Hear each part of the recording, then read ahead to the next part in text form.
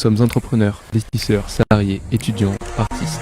Nous sommes acteurs de la tech et ne pouvons ignorer son impact sur nos vies. Nous sommes acteurs du territoire Aix-Marseille, un laboratoire qui nous permet d'imaginer, de prototyper et de développer des solutions innovantes, inclusives et durables. Nous donnons la parole à ceux qui pensent la tech au service de l'intérêt général. Nous pensons les enjeux actuels pour anticiper ceux de demain. Nous rassemblons des personnes de tous les horizons pour créer des connexions nouvelles. Nous vous invitons à nous rejoindre.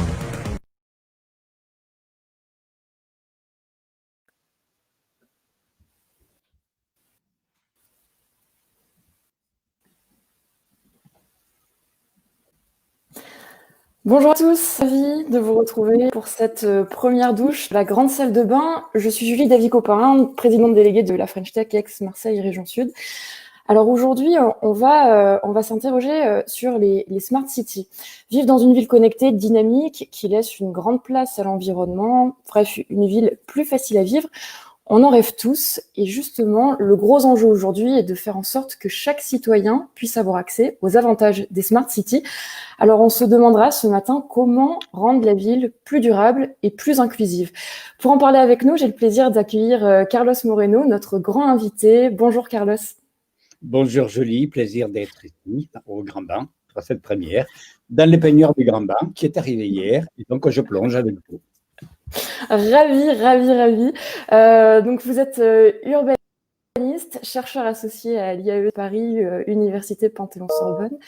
Vous êtes aussi cofondateur et directeur scientifique de la chaire Entrepreneuriat, Territoire, Innovation. Et c'est vous qui avez été à l'avant-garde de cette ville intelligente et du concept de la ville du quart d'heure. Concept que vous décrivez notamment dans votre dernier livre sorti cet été et intitulé Droit de la cité, droit de la ville, monde à la ville du quart d'heure aux éditions de l'Observatoire. Alors déjà, première question, pouvez-vous nous expliquer en quelques mots ce que c'est en fait cette ville du quart d'heure?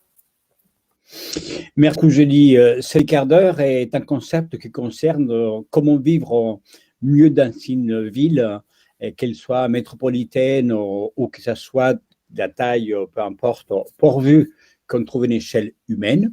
On cherche à mieux vivre en proximité, à sortir de l'anonymat, de l'angoisse, de la solitude, à rééquilibrer la ville et surtout à donner l'accès aux services essentiels à tous et chacun, habiter, travailler, s'approvisionner, s'éduquer et s'épanouir. 6 choses essentielles qui permettront de sortir d'une ville fragmentée, segmentée, avec beaucoup de ségrégation économique et sociale, et revoir l'urbanisme par les usages, mieux utiliser les infrastructures et surtout trouver du temps utile, parce que c'est le temps utile qui fera la qualité des vies. La pandémie nous montre l'importance de la proximité. On le voit avec le commerce qui ont permis tout ce que ça représente, les click and collect, mais aussi le changement climatique nous oblige à avoir une vie beaucoup plus décarbonée, ne plus prendre sa voiture, les transports en commun, diminuer la concentration donc de tout le monde à la même heure, changer le rythme de la vie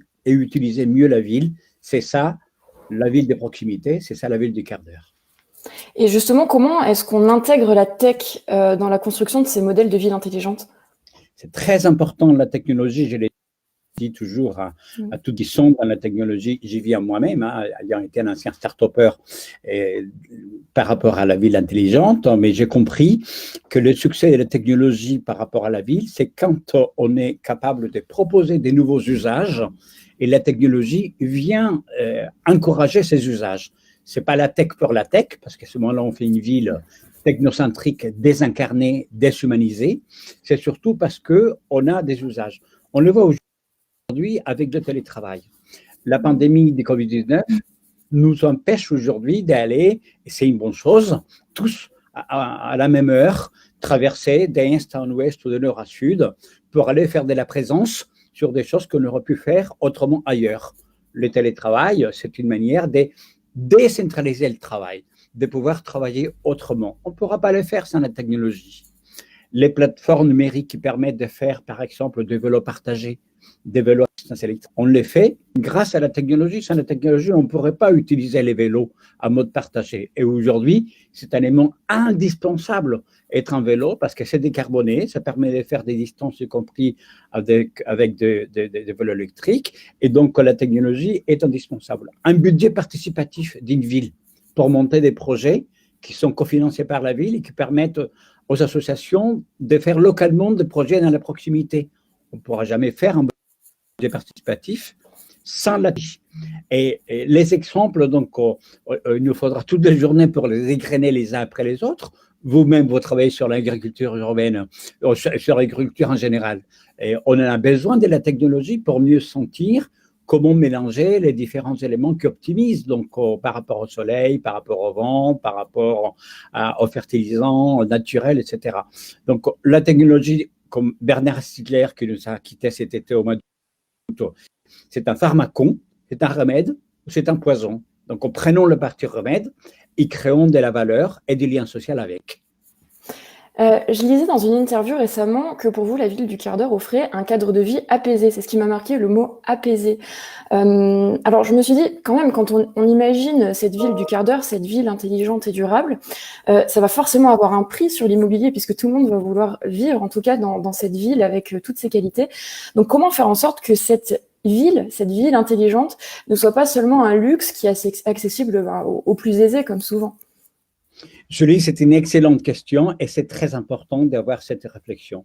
La ville du quart d'heure, ça ne peut pas être mon quart d'heure à moi, dans mon quartier à Bobo, où j'ai plein de choses qui sont accessibles et par contre à un prix très cher. C'est pour ça que la ville du quart d'heure, la ville des proximités au pluriel, c'est-à-dire une ville polycentrique, une ville multicentrée, une ville servicielle, une ville maillée, dans lesquelles j'ai de la vie un peu partout, des commerces partout, des services culturels, des activités pour les aînés, pour les enfants, mais également donc, ces commerces et ces activités foisonnantes. Elle ne peut pas se faire si en même temps on n'a pas une volonté politique, je parle au maire et au président de métropole, pour intégrer ce qu'on appelle le commun urbain. Le commun, ça a été modélisé par la prix Nobel d'économie, la première femme, Elinor Ostrom, il y a 25 ans. Le commun, c'est tout ce qui est matériel qu'il faut préserver d'un marché spéculatif pour permettre que l'accès soit possible à tout le monde. Et donc, aujourd'hui, la notion de commun urbain va avec la ville des quarts d'heure.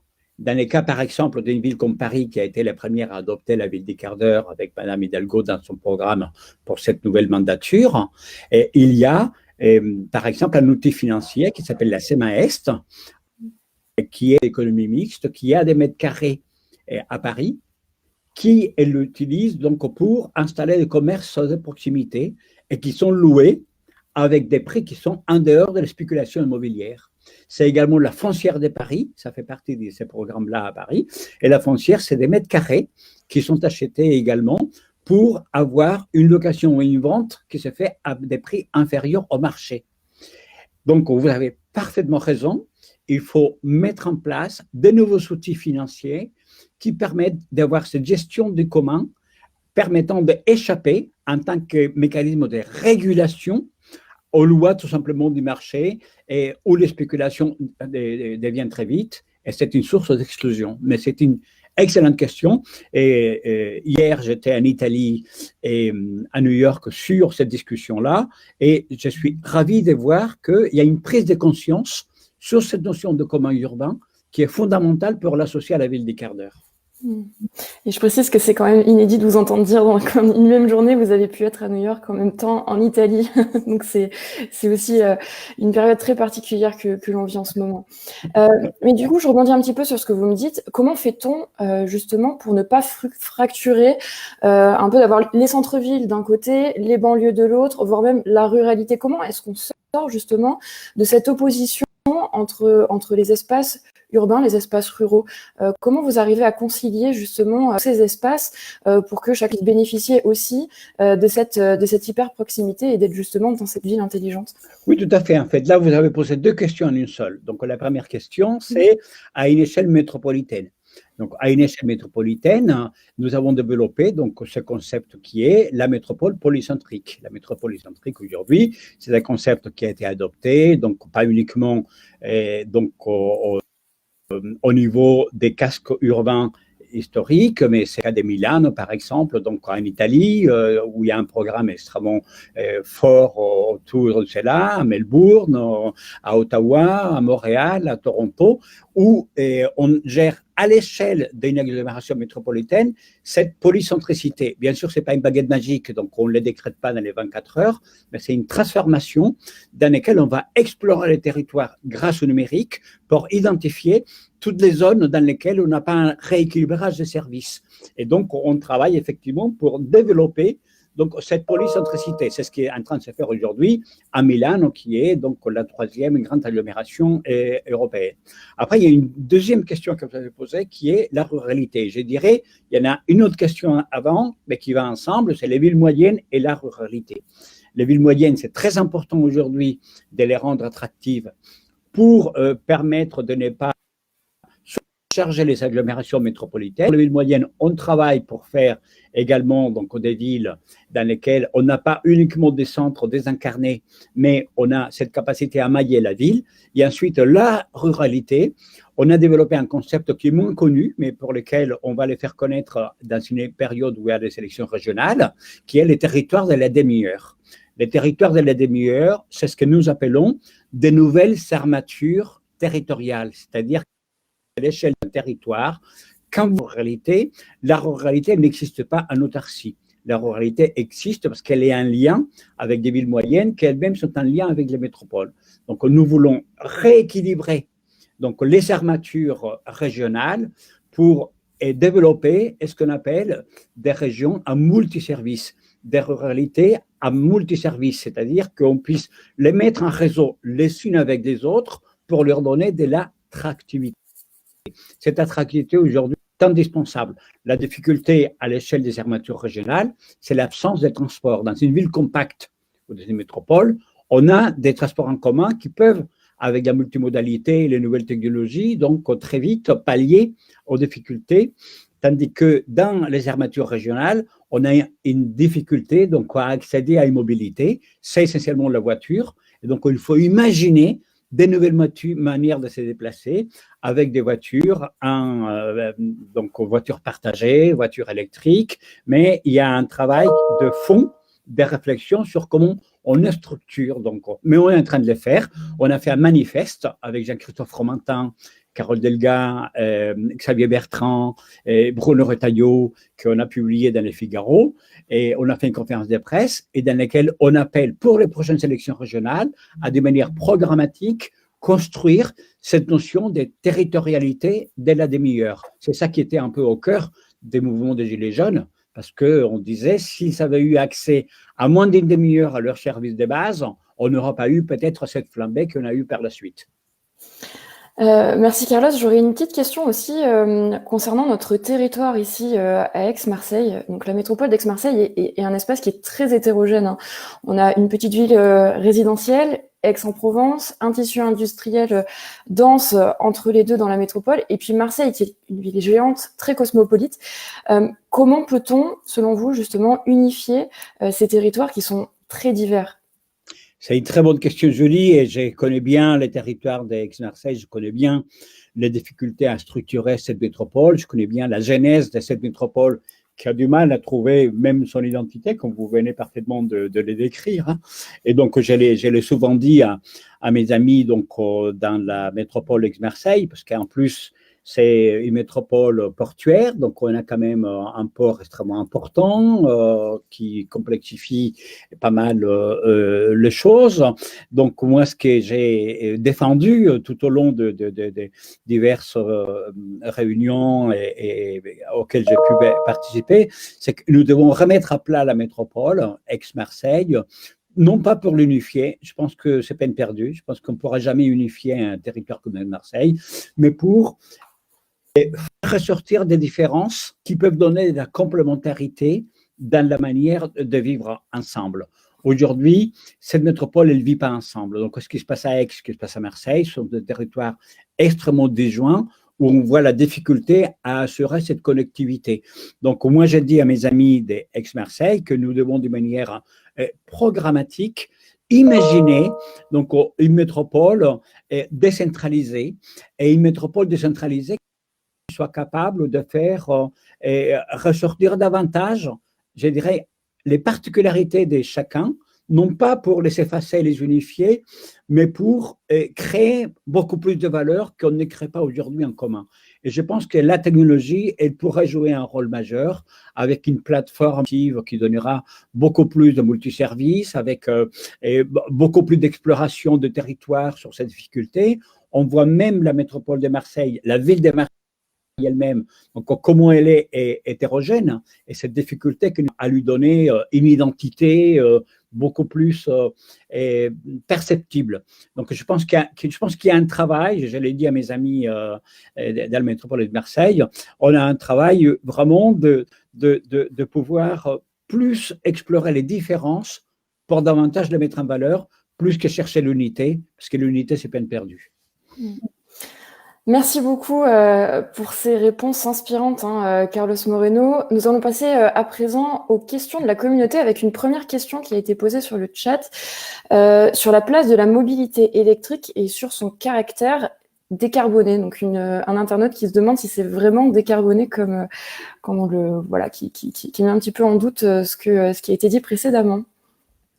C'est une question sur laquelle il faudra beaucoup d'heures pour discuter, mais je vais juste tout simplement dire à cet internaute que la question de la mobilité électrique, est-ce que c'est vraiment décarboné? Est-ce qu'il faut mettre en question? C'est les vraiment. On n'aura jamais des vraiment décarbonés nulle part, quelle qu'elle soit. On peut en parler de l'éolienne, on peut en parler du solaire, on peut en parler de tous les mix énergétiques qu'on veut, et on ne trouvera jamais rien de vraiment décarboné.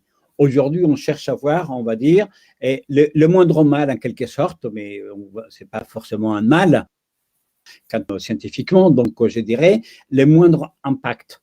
Donc on est aujourd'hui dans des chaînes systémiques, et chaque source qui produit l'énergie, même de l'énergie renouvelable, elle a un impact carbone. Donc aujourd'hui, on ne cherche pas à avoir des énergies vraiment décarbonées. On cherche à avoir des impacts qu'on appelle bas carbone. Voilà. Donc il faut créer des chaînes de la valeur dans lesquelles les sigmas de la totalité de la chaîne de la valeur a le moins d'impact possible.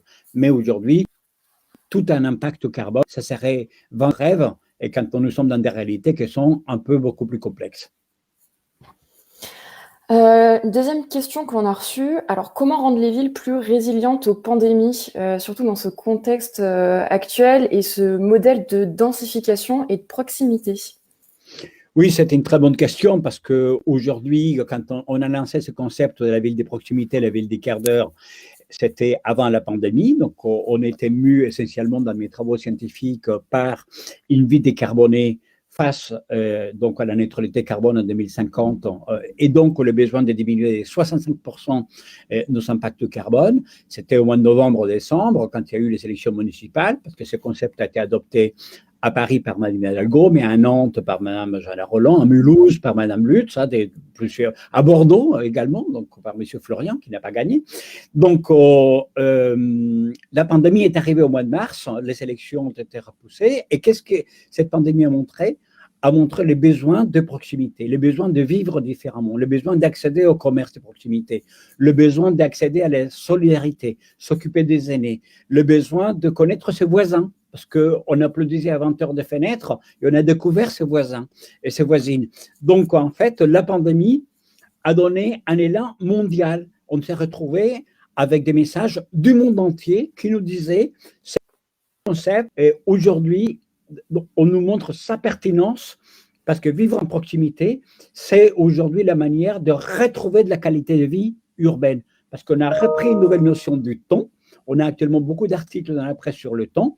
Le temps, la ville qui a marché au ralenti, nous offre un temps qu'on n'en avait pas. Et le télétravail a offert un temps aux gens qu'ils n'en avaient pas, parce qu'il diminue le transport en commun.